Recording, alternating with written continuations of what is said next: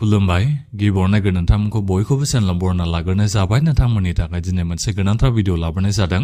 आसा खालामदों नोंथांमोना बे भिडिअखौ बयबो जोबजासिम नायलांग्रोनानै आं नोंथांमोननिसिम बे भिडिअनि गेजेरजों पीएम किसान स्किमनि बागैनो माखासे गोनांथार आपडेट खोन्थाहरनो सानदों। जेरै नैबे पीएम किसाननि मबाइल नाम्बारखौ चेन्ज खालामनायनि बागै एबा पीएम किसाननि मबाइल नाम्बारखौ सोलायनायनि बागैबो आं नोंथांमोननिसिम बे भिडिअनि गेजेरजों खोन्थाहरनो सानदों। नोंथांमोननि थाखाय बेयो जोबोद मोनसे गोनांथार आरो बेनिफ्राय पीएम किसाननि लेन्ड सिडिं खालामनाय इक्यूआईसी होनाय दा बेजों लोगोसेनो नैबे पीएम किसाननि नैजिथामथि किस्तिनि 2000 फैसाखौ नोंथांमोना माब्ला मोननो हागोन बादि दा बिनि बागैबो आं नोंथांमोननिसिम बे भिडिअनि गेजेरजों माखासे गोनांथार आपडेटखौ खोन्थाहरनो सानदों आरो बिनिफ्राय गोदान एप्लाइ खालामनायनि बागैबो नोंथांमोना माखासे सोंहरबाय थायो। दा बिनि बागैबो आं नोंथांमोननिसिम बे भिडिअनि गेजेरजों खोन्थाहरनो सानदों माखासे आपडेटखौ। दा बेनिखायनो गासिबो नोंथांमोना बे भिडिअखौल' जोबजासिम नायलांबानो जाबाय। दा बेनिफ्राय आंनि नोंथांमोननिसिम मोनसे खावलायनायबो थाग्रोबाय गिबियावनो गासिबो नोंथांमोना गिबियावनो अननानै चेनेलखौबो साबस्क्राइब खालामना लाग्रोलायदो होननानै जाहाथे नोंथांमोना बेबादिनो स्किमफोरनि आपडेटखौ नैबे चेनेलनि गेजेरजों मोनबाय थानो हायो। आं गिबियावनोथ' नोंथांमोननिसिम नैबे इक्यूआईसी होनाय बिनिफ्राय लेन्ड सिडिं होनायनि बागैनो खोन्थाहरनोसै। नोंथांमोना लेन्ड सिडिंखौ खालामना लाथारनांगौ दै। सोरबा नोंथांमोना सोंहरबाय थायो कम्पालसरि नंगौना नङा होननानै। नोंथांमोननिसिम सिगाङावथ' ओरैनो बुंहरबाय थाखानाय जादोंमोनानो जेनेबा नोंथांमोना लेन्ड सिडिंखौ डिस्ट्रिक्टनि एग्रिकालचार अफिसाव थांनानै खालामना लाथारनांगौ कम्पालसरिखा बियो। नोंथांमोना बेखौ जुदि खालामना लायाबा पीएम किसाननि फैसाखौ नोंथांमोना मोननो हाला होननानै आं नोंथांमोननिसिम सिगांनिफ्रायनो बुंहरबाय थादोंमोन। दा बेनिखायनो जायफोर नोंथांमोननि नैबे पीएम किसाननि फैसा हाबनाया बन्द जाबायबा नोंथांमोना स्टेटासआव जुदि नुबायबा गावबागावनि स्टेटासआव जुदि देखायबाबा नोंथाङा लेन्ड सिडिं होनानै लानांगौ होननानै दा बेबादिबा नोंथांमोना डिस्ट्रिक्टनि एग्रिकालचार अफिसाव थांनानै गावनि हानि फाट्टा नोंथांनि हानि फाट्टाखौ लानानै थांदो। खाजोना रसिद दङबा खाजोना रसिदखौ लाना थांबानो जाबाय। लेन्ड होल्डिं सार्टिफिकेट दङबा लेन्ड होल्डिं सार्टिफिकेटखौ नोंथांमोना डिस्ट्रिक्टनि एग्रिकालचार अफिसाव जेरेक्सखौ नोंथांमोना साबमिट खालामना फैबानो जाबाय। अब्लानो नोंनि बे लेन्ड सिडिं खालामनाया जानानै फैगोन। अब्लानो नोंथाङा पीएम किसाननि फैसाखौ मोनफिनबाय थानो हागोन आरो।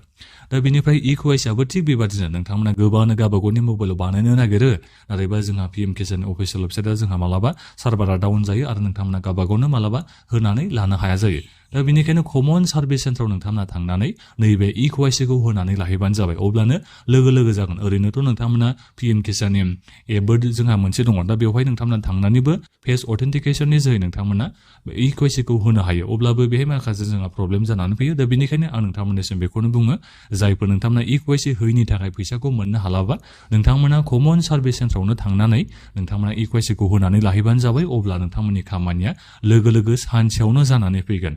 दा बेखौ निसय नोंथांमोना बुजिना मोनबाय जानांगौ। दा बेनिफ्राय आं नोंथांमोननिसिम दानिया नैबे मबाइल नाम्बार चेन्ज खालामनायनि बागै खोन्थाहरनो सानदों। बेयो जोबोद मोनसे गोनांथार दै। नोंथांमोननियाव माने एसएमएसथ' फैनांगौ जायो नालाय बायदि जोंहा आपडेट फैयो पीएम किसाननि मबाइल नाम्बाराव। दा बेनिखायनो जायफोर नोंथांमोननि बे मबाइल नाम्बारा गैलाबा एबा मबाइल नाम्बारा नोंनिया सोलायबायबा दा बेखौ नोंथांमोना बयबो आपडेट खालामनानै लानो नांगौ। दा बेखौ बोरै खालामनांगौ आं बेखौ नोंथांमोननिसिम खोन्थाहरनो सानदों। नोंथांमोना पीएम किसाननि अफिसियेल वेबसाइटआव फैबानो जाबाय।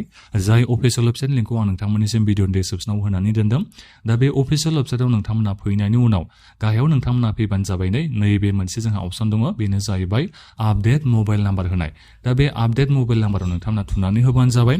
दा बेहाय आपडेट मबाइल नाम्बाराव थुना होनायनि उनाव नोंथांमोना जुदि पीएम किसाननि नोंनि बे रेजिस्ट्रेसन नाम्बारखौ नोंथाङा गोसोआव दङबा एबा नोंनि बे मबाइलाव एसएमएसआव फैनाया दङबा नोङो बे रेजिस्ट्रेसन नाम्बारखौ बेहाय होबानो जाबाय। बेनिफ्राय जा नोंथांमोना बेहाय आखर नुदों नैबे केपसा कड हांखो लिरनायाव नोंथांमोना बेखौ लिरना होबानो जाबाय। केपिटेल लेटाराव दङबा केपिटेल लेटाराव होदो। फिसा फालियाव दङबा फिसा फालियाव नोंथांमोना स्मल लेटाराव दङबा स्मल लेटारखौ नोंथांमोना बेहाय होबानो जाबाय। जेरैबायदि नैबे हांखो लिरनायखौ नुदों थिग बेबायदिनो नोंथांमोना बेहाय होबानो जाबाय। सार्चआव नोंथांमोना थुना होबानो जाबाय। अब्लानो नोंनि बे गासैबो डिटेल्सआ फैगोन। बिनिफ्राय नोंथाङा गावनि मबाइल नाम्बारखौ आपडेट खालामनो थाखाय नोंथांमोना हागोन। दा आं नोंथांमोननिसिम बेखौ खोन्थाना हरनो हानाय जानाय नङा लाइभै, मानो होनोबा प्राइभेसिनिबो जोंहा खोथा थायो। दा जिखियानो जाया जोबोद गोरलैयैनो नोंथांमोना आपडेट खालामना लानो हायो। आरो बेनिफ्राय जायफोर नोंथांमोना जेनेबा नोंनि बे पीएम किसाननि रेजिस्ट्रेसन नाम्बारखौ गोसोआव गैयाबा नोंथांमोना मा खालाम नैबे आधार नाम्बार होननायखौ नोंथांमोना नुदों जानांगौ। बे आधार नाम्बाराव नोंथांमोना ओरै थुबानो जाबाय। दा बेबायदि थुयोबा नोङो माने गावनि बे पीएम किसाननि फैसाखौथ' आधारजों लिंक थानाय बेंक एकाउन्टआवसो मोनखायो नालाय नोंथांमोना बेखौथ' बयबो मिथिखागौ। दा बेनिखायनो गावनि आधार नाम्बारखौ बेहाय होदो। नैबे केपसा कड जा नुदों बेखौ नोंथांमोना बेहाय थुनानै सार्चआव थुना होबानो जाबाय। अब्ला नोंनि बे आधारजों लिंक थानाय मबाइल नाम्बाराव मोनसे अटिपि थांगोन। दा बे अटिपिखौ नोंथांमोना साबमिट खालामना होनो नांगोन। बिनि उनाव नोंथाङा गावनि नैबे माबानि पीएम किसाननि मबाइल नाम्बारखौ चेन्ज खालामना लानो हागोन। जोबोद मोनसे गोनांथार बे मबाइल नाम्बारखौ चेन्ज खालामना लानाया नोंथांमोना गावनि स्टेटासखौ टाइम टु टाइम नोंथांमोना नायबाय थानांगौ जायो नोंनि बे स्टेटासा दायो माबायदि जानानै दङ आंनि बे स्टेटासाव मायाबा आपडेट खालामनांगौसो जानानै फैबाय नामा लेन्डसेडिंसो होनांगौ जानानै फैबाय नामा इक्वाइसिसो होनांगौ जानानै फैबाय नामा ना आंनि पिएम किसाननि एकाउन्टखौ इनएलिजिबिलिटिसो खालामना होबाय नामा बेबादिखौ नोंथांमोना मबाइल नाम्बार गैयाबा बोरै नायनो हानो दा बेनिखायनो नोंथांमोना मबाइल नाम्बारखौ चेन्ज खालामना लाबानो जाबाय जुदि मबाइल नाम्बारा सोलायबायबा अटिपिनि जोंहा गोनां जायो नालाय दा बेनिखायनो मबाइल नाम्बारा जुदि नोंनिया आप टु डेट गैयाबा नोङो अटिपिखौ मोननो हानाय नङा आरो गावनि स्टेटासखौ नोंथांमोना नायनो हानाय नङा दा बेनिखायनो जायफोर नोंथांमोननियाव फैसा हाबनाय हाबै जेनेबा नोंथांनियाव पिएम किसाननि फैसा हाबनो हाबाखैबा मा जाहोननि थाखाय हाबाखै दा बेखौ नोंथांमोना गावनि स्टेटासखौ नैबे पिएम किसान अफिसियेल वेबसाइटआव फैनानै नायफैजोबनो हायो जुदि नोंनि बे मबाइल नाम्बारा थिग थायोबा दा बेनिखायनो बयबो मबाइल नाम्बारखौ नोंथांमोना आपडेट खालामना लाखाबानो जाबाय आरो उनावहाय जुदि नोंथांमोना माबा मोनसे खामानि मावनांगौ जायोबा